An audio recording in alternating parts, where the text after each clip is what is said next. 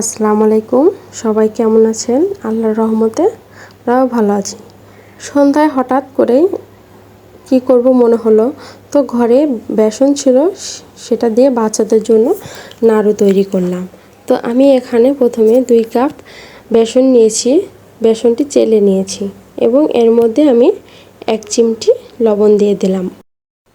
যে কোনো মিষ্টি জিনিসে লবণ দিলে খাবারের স্বাদটি দ্বিগুণ হয়ে যায়। তো এর মধ্যে আমি অল্প অল্প করে পানি নিয়ে বাটারটি মিক্সড করে নেব আস্তে আস্তে। আমি আবারও এর মধ্যে অল্প একটু পানি দিব, দিয়ে আবার গুলে নেব। এনে আস্তে আস্তে পানি দিতে হবে, একবারে পানি দেওয়া যাবে না।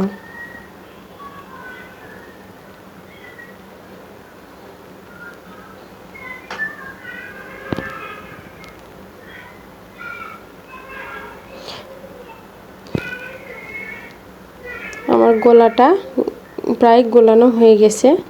এই যে দেখতে পাচ্ছেন কেমন হয়েছে গোলাটা।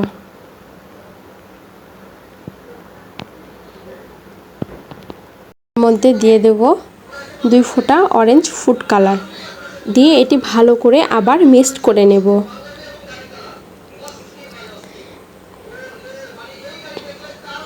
তো দেখছেন এটা কি সুন্দর অরেঞ্জ কালার চলে এসেছে। এখন আমি এটি 15 মিনিটের জন্য রেস্টে রেখে দেব।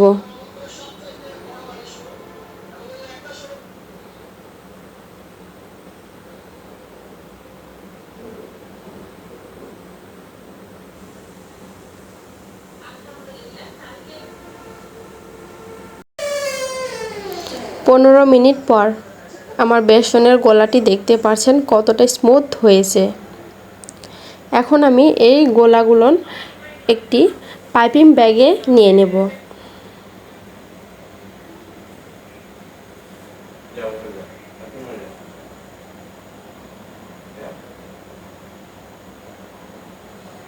এদিকে কড়াইয়ে তেল দিয়ে তেলটি গরম করতে দিয়েছি।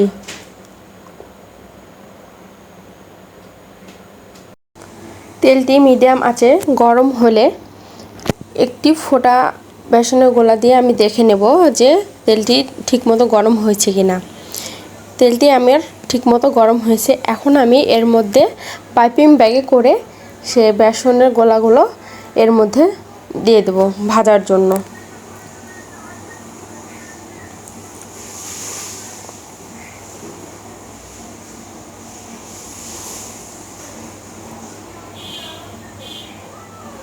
আমার গোলাগুলো ভাজা প্রায় কমপ্লিট। এই যে এইভাবে ভেজে নিয়েছি। এখন আমি এগুলো ব্লেন্ডার করে নেব।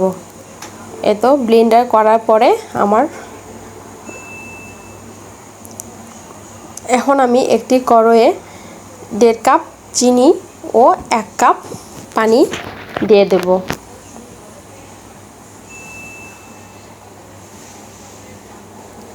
এটি ভালোভাবে নেড়ে চিনিটি গলিয়ে নেব। এখন আমি এর মধ্যে 2টি এলাচ দিয়ে দেব।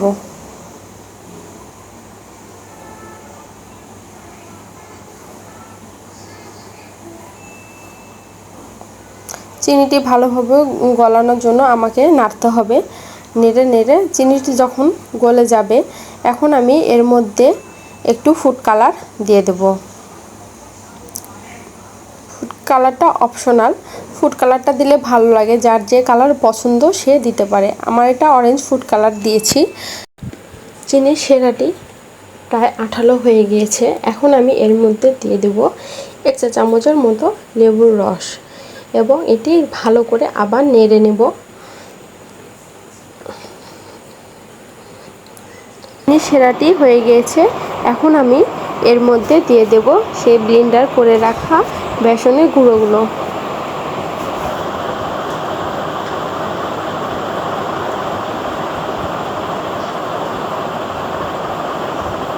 এগুলো ভালো করে শিরার সাথে মিক্সড করে নেব।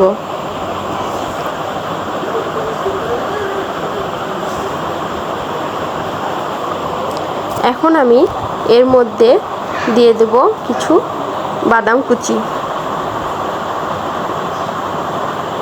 এই বাদাম কুচি দিলে এই নাড়ুর স্বাদটা আরও দ্বিগুণ হয়ে যায়। এবং আমি এর মধ্যে দিয়ে দেব 1 চা চামচ ঘি, দিয়ে এগুলো ভালো করে মিক্সড করে নেব।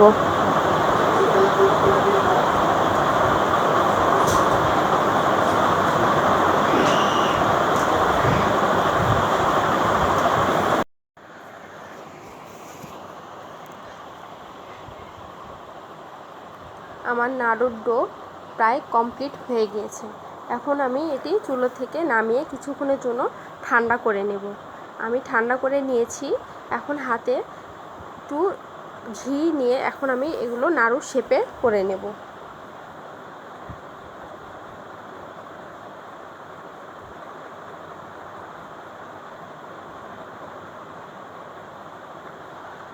তো আমার নাড়ুগুলো প্রায় হয়ে গিয়েছে। এই তো নাড়ু কমপ্লিট। তো আমার ভিডিওটি ভালো লাগলে একটি সাবস্ক্রাইব করে দেবেন, দোয়া করবেন। সবাই ভালো থাকবেন। আল্লাহ হাফেজ।